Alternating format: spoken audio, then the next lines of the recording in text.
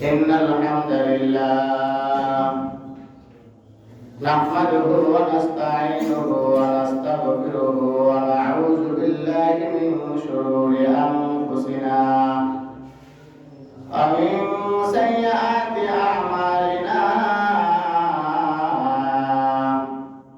من يهده الله فلا مضل له ومن يضلله فلا هادي له ونشهد أن لا إله إلا الله وحده لا شريك له ونشهد أن سيدنا وسندنا وحبيب قلوبنا ومولانا محمدا عبده ورسوله أرسله بالحق بشيرا ونذيرا وداعيا إلى الله بإذنه وسراجا منيرا فقال تعالى شهر رمضان الذي أنزل فيه القرآن هدى للناس وبينات من الهدى والفرقان وقال تعالى إن الله وملائكته يصلون على النبي يا أيها الذين آمنوا صلوا عليه وسلموا تسليما اللهم صل على محمد وعلى آل محمد كما صليت على إبراهيم وعلى آل إبراهيم إنك حميد مجيد اللهم بارك على محمد وعلى آل محمد كما باركت على إبراهيم وعلى آل إبراهيم إنك حميد مجيد بلغ العلا بكماله كشف الدجى بجماله حسنت جميع خصاله صلوا عليه وآله بلغ العلا بكماله كشف الدجى بجماله حسنت جميع خصاله صلوا عليه وآله الحمد لله আল্লাহ জাল্লা শানহু দরবারে শুকরিয়া যে আল্লাহ জাল্লা শানহু আমাকে এবং আপনাদের সকলকে হায়াতের জিন্দেগীর মধ্যে আল্লাহ জাল্লা শানহু জীবিত রেখেছেন এই জন্য কালিমাতে শুকর আদায় করে সকলে বলি আলহামদুলিল্লাহ। আল্লাহ জাল্লা শানহু দরবারে আরো লাখ কোটি শুকরিয়া যে আল্লাহ জাল্লা শানহু আমাকে এবং আপনাদের সকলকে মহব্বত করে ভালোবেসে মাহে রমজানুল মুবারক মাসের দ্বিতীয় জুমার নামাজে অংশগ্রহণ করার তৌফিক দান করেছেন। এই জন্য আরেকবার কালিমাতুশ শুকর আদায় করে সকলে বলে আলহামদুলিল্লাহ।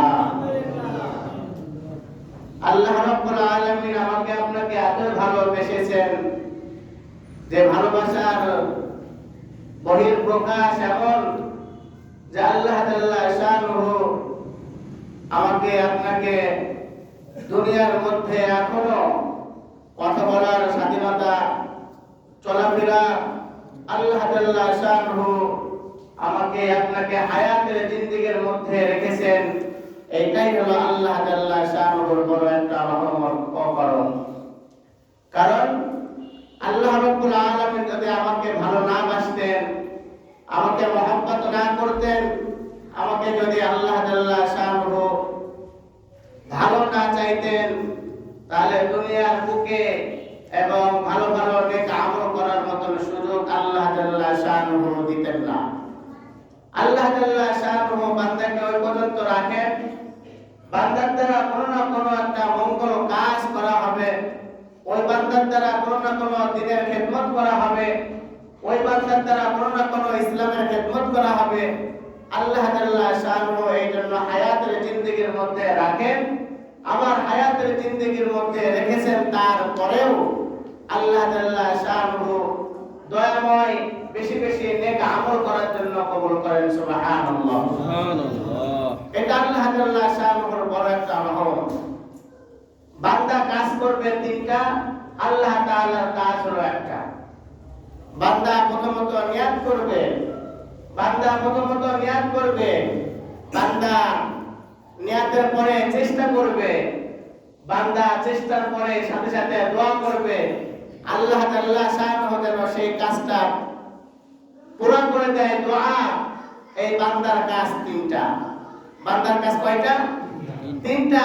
এক নম্বর, বান্দা নিয়াত করবে, নিয়াতের পর বান্দা দোয়া করবে আর ওই কাজের জন্য চেষ্টা করবে। এই তিনটা কাজ হলো বান্দার। আর আল্লাহ তাআলা শানহুর কাজ হলো একটা, সেটা হলো ওই কাজটা সাকসেসফুল পুরো করার দায়িত্ব আল্লাহ তাআলা শানহুর। সুবহানাল্লাহ। আমি আপনি যদি যে কোনো কাজ করব, কাজের নিয়াত আগে। আল্লাহ রাসূল বলেন, ইন্নামাল আ'মালু বিন্নিয়াত। সমস্ত কাজ নিয়াতের উপর নির্ভরশীল। নিয়াতের উপর দেখা হবে আমি আপনি জুমার নামাজ পড়তে এসেছি, এটা কোন নিয়তের উপরে এসেছি, এটা আল্লাহ তাআলা শানহু কিয়ামতের ময়দানে দেখবেন। আমি আপনি রোজা রেখেছি, এই রোজাটা কার জন্য রেখেছি, কেন রেখেছি, কোন নিয়তে রেখেছি, এইটা আল্লাহ তাআলা শানহু এর জাযা খায়ের কিয়ামতের ময়দানে দিবেন। আমি আপনি দান সাদাকা করি, এই দান সাদাকা কোন নিয়তে করেছি, করতেছি, এইটা কাল কিয়ামতের ময়দানে আল্লাহ তাআলা শানহু তার প্রতিদান দিবেন। যে যে নিয়তে যে কাজগুলো করবে আল্লাহ তাআলা শানহু তাকে কিয়ামতের ময়দানে সেই নিয়তের উপরে জাযা খায় দেওয়া হবে। এটা হলো নিয়ত। এবার বান্দা দোয়া করা। বান্দা দোয়া করবে সর্বদা সব সময় আল্লাহ তাআলা শানহুর কাছে, আয় রব্বে কারীম, আমি তো এই কাজে নিয়ত করলাম, আপনি আমার এই কাজটা পুরো করে দেন। খালি নিয়ত করে বসে থাকলে হবে না, দোয়া করতে হবে। আর দোয়া করেও বসে থাকা যাবে না, চেষ্টা করতে হবে। ঠিক কিনা বলেন? চেষ্টা কি? যেমন আমি আপনি রমজান মাস পেয়েছি, রমজান মাসের আজকে ফজরের সময় সেহরি খাওয়ার জন্য রাতের বেলা নিয়ত করেছি। ঠিক কিনা বলেন? অনেক সময় দেখা যায় সেহরির সময় নিয়ত করা হয়েছে, রাত্রে সেহরি খাওয়া হবে, রান্না বান্না সব আছে, কিন্তু ভোরবেলা টের পাই নাই, ভোরবেলা টের পাই নাই, ঘুম ভাঙে নাই, তার আর খাওয়া হলো না। ইচ্ছাকৃত ভাবে একটা জিনিস না ওঠা, আরেকটা হলো অনিচ্ছাকৃত ভাবে এখানে ঘুমিয়ে আছে আর টেরই পাই নাই। দুইটা দুই রকম। ঠিক কিনা বলেন? ঠিক তেমন চেষ্টা করা, আমি সেহরির সময় উঠবো, সেহরি খাবো, এই যে নিয়ত করলাম, আল্লাহর কাছে রাতের বেলা দোয়া করলাম, ফজরের সময় জানাই দিন কেন দোয়া করলাম।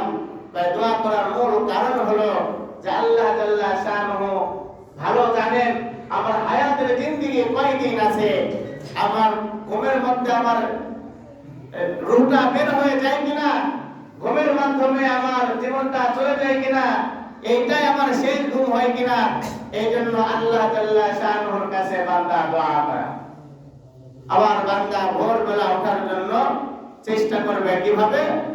দোয়া তো করা হয়েছে, এবার মোবাইল ফোনের মাধ্যমে বা ঘড়ির মাধ্যমে অ্যালার্ম সৃষ্টি করে রেখে ফজরের সময় ওঠার চেষ্টা করা। তাহলে আল্লাহ তাআলা কি করলো? বান্দা নিয়াত করলো, দোয়া করলো, বান্দা আবার চেষ্টা করলো। এখন যদি অ্যালার্ম বাজছে কিন্তু ঘুম ভাঙে না, বা অ্যালার্ম বাজে নাই, আল্লাহ তাআলা শানুর বান্দাকে, আল্লাহ তাআলা শানুর কাজ হলো ওই বান্দাকে জাগ্রত করা। এইটাই আল্লাহ তাআলার কাজ। আমি আপনি এখন নামাজে এসেছি, এই নামাজে আমার আপনার শক্তির বলে আমি আসতে পারি নাই। আমি আপনি নিয়ত করেছি জুমার নামাজ পড়ব, আমি আপনি চেষ্টা করেছি, আমি আপনি দোয়া করেছি, আর আমার আপনার আল্লাহ তাআলা শানুহু আমাকে আপনাকে মসজিদে পায়ে হাঁটাইয়া অথবা যন্ত্রের মাধ্যমে, গাড়ি অথবা সাইকেলের মাধ্যমে অথবা অটো বা রিকশার মাধ্যমে আমাকে আল্লাহ তাআলার ঘরের মধ্যে পৌঁছায় দিয়েছেন। ঠিক কিনা বলেন? এজন্য আল্লাহ তাআলা শানুর কাছে বেশি বেশি করে দোয়া করা, নিয়ত করা, দোয়া করা আর চেষ্টা করা। আর আল্লাহ রাব্বুল আলামিনের কাজ হলো একটা, সেটা হলো পুরা করা। আল্লাহ রাব্বুল আলামিন আমাদেরকে মাহে রমজানুল মুবারক মাস দান করেছেন। এই মাস অনেক দামি মাস। কেন দামি মাস হয়েছে? কয় এই মাসে, মাহে রমজানুল মুবারক মাসে কুরআন নাযিল হয়েছে। সুবহানাল্লাহ, সুবহানাল্লাহ। মহাগ্রন্থ আল কুরআন, এই আল কুরআন আল্লাহ রাব্বুল আলামিন এই রমজান মাসে নাযিল করেছেন। এই জন্য রমজান মাসের অনেক দাম বেড়ে গিয়েছে। যদি আজ রমজান মাসে কুরআন নাযিল না হতো, তাহলে কুরআনের মর্যাদা, যে মর্যাদা আল্লাহ তাআলা শানুহু দিয়েছেন, যেমনটা রেখেছেন, এরকম সমন্বয় সুনামটা থাকতো না। একমাত্র রমজান মাসের কারণে আল্লাহ রাব্বুল আলামিন কুরআন নাযিল হওয়ার কারণে রমজান মাসটা অনেক উচ্চ মাকাম। এই রমজান মাসে আল্লাহ রাব্বুল আলামিন অনেক কিছু নাযিল করেছেন। যেমন প্রথম রমজানের রাতে তাওরাত, 6 তারিখে ইনজিল, 13 তারিখে এবং কুরআনুল কারীম 24 তারিখে অবতীর্ণ হয়। 13 তারিখ থেকে 24 তারিখ এই রমজান মাসের মধ্যে সমাপ্ত শুরু হয়েছিল। দীর্ঘ 23 বছর ধরে কুরআনুল কারীম আল্লাহ তাআলা প্রয়োজনের ক্ষেত্রে যেখানে যা যতটুকু প্রয়োজন আল্লাহ রাব্বুল আলামিন সেখানে ততটুকু করে নাযিল করেছেন। সুবহানাল্লাহ। সেই কথাই আল্লাহ রাব্বুল আলামিন বলতেছেন, শাহরু রমাদানাল্লাযী উনজিলা ফীহিল কুরআন হুদাল লিন-নাসি ওয়া বাইয়িনাতিন মিনাল হুদা ওয়াল ফুরকান। আল্লাহ রাব্বুল আলামিন বলেন, আয় আমার বান্দা, আমি মাহে রমজানুল মুবারক মাস তোমাদেরকে দান করলাম। এই মাসটা তোমাদের জন্য একটা মাস, তোমরা সকলে ইবাদত বন্দেগী করবা। 11টা মাস তোমরা অনাহারে ছিলাম, 11টা মাস তোমাদেরকে অনাহারে থাকতে আমি বলি নাই। 11টা মাস তোমরা খানা খাবা। একটা মাস আমার জন্য খানা খাবা না। শুধু খানা খাবা না তা নয়, এই একটা মাস তোমরা মুখ দ্বারা গীবত শিকায়ত করবা না। এই একটা মাস তোমরা দিনের বেলা পানাহার করবা না। এই একটা মাস চোখের জিনা করবা না। এই একটা মাস মস্তিষ্ক দিয়ে খারাপ চিন্তা করবা না। এই একটা মাস দুই হাত দ্বারা অন্যায় ভাবে কাউকে মারবা না, চুরি করবা না, ডাকাতি করবা না। এই রমজান মাস একটা মাস তোমাকে পা দেওয়া হয়েছে, পা দ্বারা তুমি কাউকে কোনো খারাপ কাজে তুমি যাইতে পারবা না। এই আমার বান্দা, রমজান মাস আমি আল্লাহ রাব্বুল আলামিন নাযিল করলাম। রমজান মাস দিয়েছি ভয় পেও না। তোমাদের পূর্বপুরুষদেরকেও আমি রমজান মাসের মতন রোজা দিয়েছিলাম, তারাও সিয়াম পালন করেছে। কিন্তু বান্দা সাবধান, তোমাদের উপরে আমি বোঝা করে নাই, তোমরা বোঝা ভেবো না, তোমরা সহজ করে নাও। 11টা মাস বান্দা আমি তোমাদেরকে খাওয়ার অনুমতি দিলাম, কিন্তু একটা মাস তোমাদেরকে নিষেধ করলাম। এইটার নাম হলো পরীক্ষা, এইটার নাম হলো পরীক্ষা, এইটার নাম হলো আমি বান্দা তুমি আমাকে কতটুকু মানো, এইটার নাম হলো তুমি আমাকে কতটুকু সম্মান করো, এইটার নাম হলো তুমি কতটুকু সম্মান ইজ্জত করো, আমার হুকুম পালন করো। আমি যে আল্লাহ, তুমি আমার বান্দা, তার মধ্যে পার্থক্য কোথায় থাকবে? আমার আদেশ পালন করাই হলো তোমার আদেশ। আমি আদেশ করব, তুমি পালন করবা, এইটাই তোমার কাজ। আমি আদেশ করলাম সিয়াম পালন করো, ও বান্দা তোমরা সিয়াম পালন করবা। কিন্তু এর বিরুদ্ধে যদি তোমরা করো, কিয়ামতের ময়দানে তার জন্য প্রকার শাস্তি তোমাকে দেওয়া হবে। আল্লাহ রাব্বুল আলামিন এই আয়াতে কারিমার মধ্যে বলতেছেন, রমজান মাস, যে মাসে বিশ্ব মানবের জন্য পথ প্রদর্শন, যে মাসে বিশ্ব মানবের জন্য সুপথ প্রদর্শন করা হয়েছে, হক ও বাতিলের জন্য পার্থক্যকারী একমাত্র ফুরকান। আর এই ফুরকানটা আমি আল্লাহ রাব্বুল আলামিন রমজান মাসে নাযিল করেছি। এই বান্দা, তোমাদের পরিচয় আছে, আমারও পরিচয় আছে। আমার রাসূলকে জিজ্ঞাসা করা হলো, এ মুহাম্মদ, তোমার তো বাবা আছে, তোমার দাদা আছে, তোমার নানা আছে, তোমার নানি আছে, তোমার তো একটা বংশ পরিচয় আছে। এ মুহাম্মদ, তুমি যে আল্লাহ লা ইলাহা ইল্লাল্লাহর দাওয়াত দাও, এই আল্লাহর বংশ পরিচয় দাও। আল্লাহ রাব্বুল আলামিন বংশ পরিচয় দিলেন। দোস্তরে, আপনি বলেন আমার বংশ পরিচয় আছে। কুল হুয়াল্লাহু আহাদ, আল্লাহুস সামাদ, লাম ইয়ালিদ ওয়া লাম ইউলাদ ওয়া লাম ইয়াকুল লাহু কুফুয়ান আহাদ। দোস্ত, আপনি বলে দেন আমার বংশ পরিচয় আছে, আমি আল্লাহ এক, অদ্বিতীয়, আমার মতো কেউ নাই, আমার মা নাই, বাপ নাই, আমার সন্তান নাই, আমার কেউ নাই, আমার মতন সমকক্ষ আর কেউ নাই। আমার বান্দা, আমার বংশ পরিচয়, তোমাদেরও বংশ পরিচয় আছে। কিন্তু আমি যে কিতাব নাযিল করলাম, তারও একটা বংশ পরিচয় আছে, তার পরিচয় আছে, কোরআনের পরিচয়। কোরআনকে জিজ্ঞাসা করা হয়, ও কোরআন, তোমার বাড়ি কোথায়?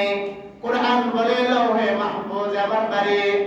কোরআনকে জিজ্ঞাসা করা হয়, ও কোরআন, তোমার নাম কি? কোরআন বলে আমার নাম হলো ফুরকান। কোরআন কথা বলে, কোরআন বলে আমার নাম ফুরকান। কোরআনকে জিজ্ঞাসা করা হয়, ও কোরআন, তোমাকে মানলে, তোমাকে পড়লে কি লাভ হবে? কোরআন বলতেছে, হুদাল লিল মুত্তাকিন, আমাকে যে মেনে নেবে, মুত্তাকিনরা আমাকে মেনে নিলে তারা মুত্তাকি, তারা পরহেজগার, তারা ঈমানদার মুমিন মুত্তাকি হয়ে যাবে। কোরআনকে বলতেছে, ও কোরআন, তুমি তো একটা গাইড নোটবুক। দুনিয়াতে কত ধরনের নোটবুক লাইব্রেরিতে পাওয়া যায়, বই পাওয়া যায়, কিতাব পাওয়া যায়। ও কোরআন, তুমি যে একটা গাইড বা নোটবুক, একটা কিতাব, এই কিতাবের মধ্যে কোনো ভুল আছে কি? কারণ দুনিয়ার মানুষ যে কিতাবগুলো বানায়, দুনিয়ার মানুষ যে কিতাবগুলো পড়ে, দুনিয়ার মানুষ যে কিতাব লাইব্রেরিতে বিক্রি করে, ওই কিতাবের মধ্যে লেখা আছে, ওই কিতাবের মধ্যে ভুল আছে। লেখক আগের থেকেই সতর্ক হয়ে ক্ষমা চাই। ও কিতাব কোরআন, তোমার মধ্যে কোনো ভুল আছে কিনা, তোমার মধ্যে কোনো সংশয় আছে কিনা? কোরআন কথা বলে, যালিকাল কিতাবু লা রাইবা ফীহ, আমার মধ্যে কোনো ভুল নাই, কোনো সন্দেহ নাই, কোনো সংশয় নাই, একমাত্র নির্ভুল কিতাব আমি কোরআন। আমার বাড়ি লৌহে মাহফুজে, আমার নাম কোরআন।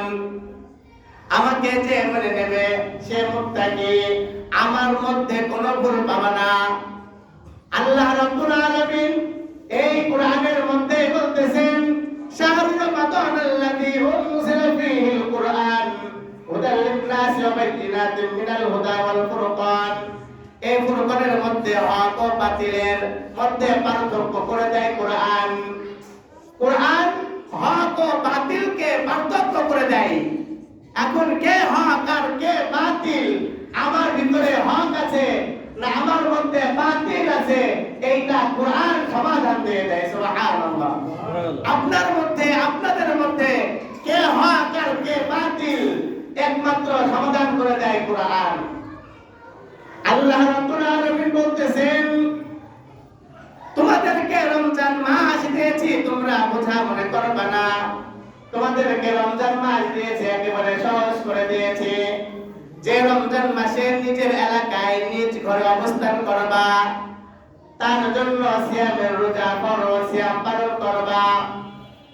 কেউ যদি নিজের ঘরে অবস্থান না করো, ওই দূর প্রবাসে যদি তোমরা থাকো, তাহলে তোমাদের রোজা করার দরকার নাই। যদি সামর্থ্য হয় করবা, না হলে তুমি পরে করে দিবা, অথবা তুমি ফিদিয়া দিয়া দিবা। কত সুন্দর করে কুরআন আমাদেরকে বোঝাইতেছেন, কত সুন্দর করে আল্লাহ জাল্লা শানহু বলতেছেন, এ বান্দা, তুমি যদি নিজের নিজের ঘরের মধ্যে অবস্থান করো, নিজ এলাকায় নিজের ঘরে যদি তুমি থাকো, তাহলে তুমি রমজানের 30টা রোজা 29টা রোজা পালন করবা।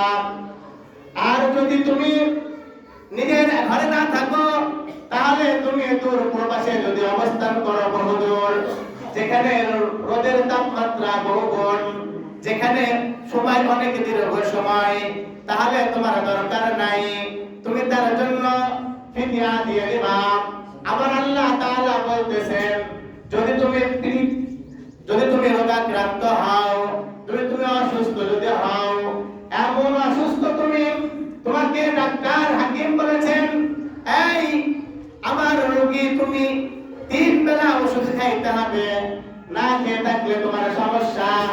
ওই হাকিম যদি বলে, ওই হাকিম আবার হইতে হবে একজন মুসলমান, ওই হাকিম হইতে হবে একজন ইমানদার, ওই ডাক্তার একজন হইতে হবে খুব ভালো, যে পরহেজগার। আপনাকে ওই হাকিমের কথা মতন মেনে তার কথা মতন চলতে হবে। এবং সে যদি বলে রোজা রাখা যাবে না, তাহলে আপনার রোজা রাখার কোনো প্রয়োজন নাই। আল্লাহ তাআলা আবার বলতেছেন, ওই আয়াতের মধ্যে তার পাশে বলতেছেন, রোগাক্রান্ত অথবা প্রবাসী, তার জন্য অপরদিন হইতে করুণা করবা। মানে নিজ এলাকায় নিজ ঘরের মধ্যে যদি তুমি থাকো, তাহলে তুমি রোজা করবা। আর যদি প্রবাসে থাকো, রোজার প্রয়োজন নাই, তুমি রোজা আবার অন্য মাস থেকে করুণা করবা। আবার বলতেছেন, তুমি যদি রোগে আক্রান্ত হও, তাহলে তোমার রোজা রাখার দরকার নাই। রোগ যখন ভালো হবে, তুমি ওই রোগের থেকে সুন্দর করে পরের মাস থেকে গণনা করবা। আল্লাহ রাব্বুল আলামিন আবার বলতেছেন, তোমাদের পক্ষে যা সহজ সাধ্য আল্লাহ তাআলা ইচ্ছা করেন। আল্লাহ তাআলা তোমাদের উপরে বোঝা চাপায় দেয় নাই, সাধ্যের মধ্যে দিয়েছেন। ও বান্দা, সাধারণ পেটের গ্যাসের ব্যথার জন্য রোজা ভাঙা যাবে না, সাধারণ সমস্যা ডায়াবেটিসের কারণে রোজা ভাঙা যাবে না, সাধারণ অসুস্থতার কারণে রোজা ভাঙা যাবে না। আল্লাহ রাব্বুল আলামিন সহজভাবে বলে দিয়েছেন, তোমরা যদি এই কয়টা যদি বিপদের মধ্যে থাকো, তাহলে তোমরা রোজা ভঙ্গ করো, আবার পরের মাস থেকে তোমরা গণনা করো। আর যদি তোমরা তাও করতে না পারো, তাহলে একজন মিসকিনকে এক বেলা সুন্দর করে পেট ভরে খাবার খাওয়া দাও, ফিদা। এইটা হলো ইসলাম সহজ। আর যারা এই রমজান মাসে ইচ্ছাকৃতভাবে তার শরীর নষ্ট হয়ে যাবে, সে ক্ষুধার্ত অবস্থায় থাকতে পারে না, এরকম যদি কোনো নিয়তে যদি রোজা ভাঙে, একটা রোজার জন্য একটানা 2 মাস 60টা রোজা, কয়টা রোজা? মাদ্রাসা পাশে আছে, মুফতি সাহেবরা আছেন, জিজ্ঞাসা করেন, মাওলানা সাহেবরা আছেন, জিজ্ঞাসা করেন, একটা রোজা যদি বিনা ওজনে ভাঙা হয়, তাহলে একটানা 60টা রোজা করতে হবে। কয়টা রোজা? 60। যদি 59টা রোজার সময় যদি রোজা ভঙ্গ হয়, আবার নতুন করে আবার 60টা রোজা করতে হবে। কয়টা রোজা? আবার 60টা। আর আল্লাহ রাসূল সাল্লাল্লাহু আলাইহি ওয়াসাল্লাম এই রমজান মাসে যারা দিনের বেলা খায়, তাদের জন্য জঘন্যতম কথা, তারা খাবার খায় না, তাদেরকে খাবার বলা হয় না, তাদেরকে জঘন্যতম কথা বলা হয়েছে। কথাগুলো বললে মনে হয় কষ্ট লাগবে আপনাদের, তাই না? তখন ভালোই লাগছিল, হুজুর এই কথা কি বলা কি ঠিক? এই কথা কি বলা ঠিক এত মানুষের সামনে? এইগুলো তো বলা ঠিক না, এগুলো কন্ট্রোল করতে হবে, না হলে তো সমস্যা। মানুষ তো আমাদেরকে বলবে যে কি ইমাম রেখেছো, কি ইমাম রেখেছেন, তার মুখে কোনো লাগাম নাই, তাই না? আসলে কথা তো আমার না, কথা তো কার? আল্লাহ এবং আল্লাহ রাসূলের কথা। এই জন্যই তো ওলামা হযরত কথাগুলো লাগামহীন ছাড়াই বলে, করার কিচ্ছু নাই। কারণ আমাদের হাত পা বাধা বাধা কার কাছে? আল্লাহ জাল্লা শানুর কাছে।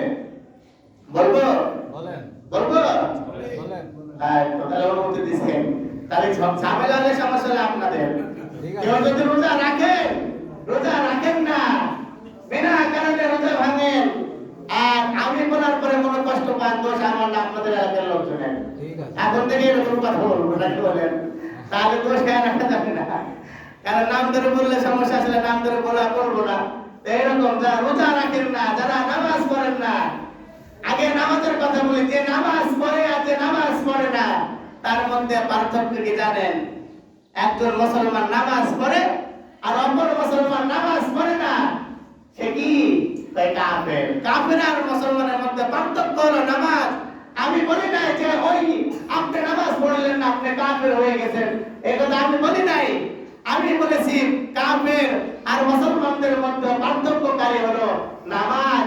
এখন আমি মুসলমান হয়ে যদি নামাজ না পড়ি, তাহলে আমি কি হয়ে গেলাম? কি হয়ে গেলাম? পার্থক্য তো ওই জায়গায়, কাফের হয়ে গেলাম, দেখছেন মরুভূমিতে কাফের হয়ে গেলাম। আলহামদুলিল্লাহ, এইটাই তো মুসলমানের জবান, এইটাই তো কথা। রাসূল বলতেছেন, কেউ রমজান মাস পাইলো, দিনের বেলা খাবার খায়, অজুহাত দিন, সে ওইটা ভাত না, ওইটা মাসিকের রক্ত, মেয়েদের মেন্সের রক্ত, এই রক্ত খাইতেছে। নাউজুবিল্লাহ। ঘৃণার কথা বলেছেন, ঘৃণা দিয়েছেন, সে খাবার খায় না, ভাত খায় না, চার দোকান ওই কি বলে হোটেল পর্দা দিয়ে দেয়, কি কাপড় দিয়ে পর্দা দেওয়ার মধ্যে কেউ দেখে না। কে দেখে ভাই? আল্লাহ দেখে। আর ওইটা খাওয়া মানে জঘন্যতম খাবার খাওয়া। এই খাবার খায় একদল, বলবো খারা খাই ডকুমেন্ট সহ বলবো, কারণ হক কথা বলতে কোনো দ্বিধাবোধ নাই। বাউল নামক ফাউল যারা, তারা এই সমস্ত ওই খারাপ ওই খাবারগুলো তাদের কিতাবের মধ্যে তারাই লিখেছে যে মাসিকের রক্তর দেনা প্রথম ওই রক্তটা তারা নিজেরা সংশোধন করে কাপড়ের মধ্যে রেখে তারা ওই বাড়িতে যে যায় প্রথমে তাকে ওই পানি দ্বারা তাকে আপ্যায়ন করে। এইটা আমরা নিজে পড়েছি তাদের কিতাবের মধ্যে। ওই ভারতবর্ষের অক্ষয় কুমার কি তার কিতাবের মধ্যে সে নিজেই লিখেছেন যে তাদের প্রেমভাজ, তাদের যে সমস্ত নাম আছে জঘন্যতম নাম, তার মধ্যে এই একটা জঘন্যতম কাজ, তারা এইগুলো করে। বাউল নামক ফাউল যারা, তারা বাউলকে ভালো চোখে দেখেন না, দেখার কোনো প্রয়োজন নাই। সুন্দর সুন্দর কথা হইতে পারে, তাদের যে দলিল আর তাদের যে অকাট্য কথা, এইটা সম্পূর্ণ আমাদের মুসলমানদেরকে কি করা, তাদেরকে একেবারে ডিভাইডেড করার চিন্তা। এই বাউল নামক ফাউল তারা আল্লাহকে নিয়ে গালি দিয়েছিল, বলেছিল যে আল্লাহর আগামাতা নাই, নাউজুবিল্লাহ। ওই কথা বলার পরেই এই কথাগুলো তাদের এই কথাগুলো বের হয়ে আসছে। ওলামা হযরত কিছুই বলে নাই, তখন ওই পর্যন্ত যখন ইসলামের বিরুদ্ধে কথা বলেছে তখনই তাদের গোপন কথাগুলো ফাঁস করে দিয়েছে। আমি যেই সপ্তাহে নামাজ পড়িয়েছি সেই সপ্তাহ আল্লাহ নবীর মোল্লার গেট মসজিদে, সেই সপ্তাহে আমার আলোচনা ছিল এইটা বাউল নামক ফাউলকে নিয়ে। তার ওই সময় একজন বাউল আবার আপনার আল্লাহকে নিয়ে গালি দিয়েছিল, বলেছিল যে আল্লাহর নাকি কোনো আগা মাথার জায়গায় একটা খারাপ ভাষা দিয়েছিল। এই খারাপ ভাষাটা আমরা বলতে পারি না, কিন্তু আপনাদের অবগতের জন্য বলা দরকার। বলেছিল যে আল্লাহর নাকি কুয়া মাথা নাই, নাউজুবিল্লাহ। সবাই বলে নাউজুবিল্লাহ। কত বড় নাফরমান। আবার বলেছিল কুল আউযু বিরাব্বিন নাস, আল্লাহ বলে নাস্তিক হয়েছে, নাউজুবিল্লাহ। কত বড় নাস্তিক। এই কথা আল্লাহর বিরুদ্ধে যখন কলম ধরেছে, আল্লাহ তাআলা তখন ওই বাউল নামক ফাউলদের তাদের গোবর ফাঁস করে দিয়েছে, তাদের প্রেম ভজন, তাদের প্রেম ভজন নামক একটা বিষয় আছে।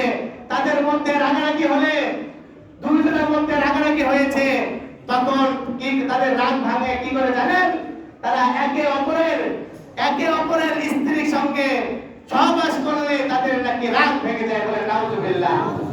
তারা উলঙ্গ হয়ে তারা নাচানাচি করে যতক্ষণ না পর্যন্ত তাদের ওই কামনা বাসনা না আসে, ততক্ষণ পর্যন্ত তারা এরকম খারাপ কাজ করতে থাকে। ততক্ষণ পর্যন্ত তাদের মধ্যে এত জঘন্যতম, তারা ওই নাপাক বীর্য দ্বারা তারা প্রেম ভজন করে। সেই প্রেম ভজনটা হলো রুটির মধ্যে ওই বীর্যটা নাপাকিটাকে বানায়ে মাখায়ে তারা ওই রুটিটা বানায়ে তারা খায় আর বলে যে এইটা হলো প্রেম ভজন। কেন বললাম জানেন? বললাম হলো আপনাদের মাইন্ডে রাখতে পারে যে রমজান মাস হুজুর এই কথাগুলো কেন বললো? আরে রমজান মাসে যে খাবার খায় অত খাবার না, ওইটা তো জঘন্যতম খাবার, ওই খাবারের কথা উল্লেখ করা। আর ওই রকম উল্লেখ করা একদল পাপিষ্ঠ আছে যারা মানুষকে, মুসলমানদেরকে ডিভাইডেড করার জন্য, মুসলমানদেরকে আলাদা করার জন্য তারা একটা নাম দিয়ে বাউল নামে রূপান্তরিত হয়ে মানুষের সঙ্গে সুন্দর আচরণ করে তারা এমন জঘন্যতম কাজ করে যেটা সমাজের মধ্যে বলা সম্ভব হয় না, তারপরেও বলতে হয় আমাদের। খালি তাই নয়, আজ থেকে 10-15 বছর আগে একটা মুভি বের করেছিল এই বাউলদের, তারা এখানে বুঝাইতে চেয়েছিল সেই মুভি দ্বারা, ছবি দ্বারা, যে ইসলাম যেমন একটা ধর্ম তেমন বাউলদের এইটা একটা ইসলামের বিপরীত একটা ধর্ম, তারা বুঝাইতে চেয়েছিল।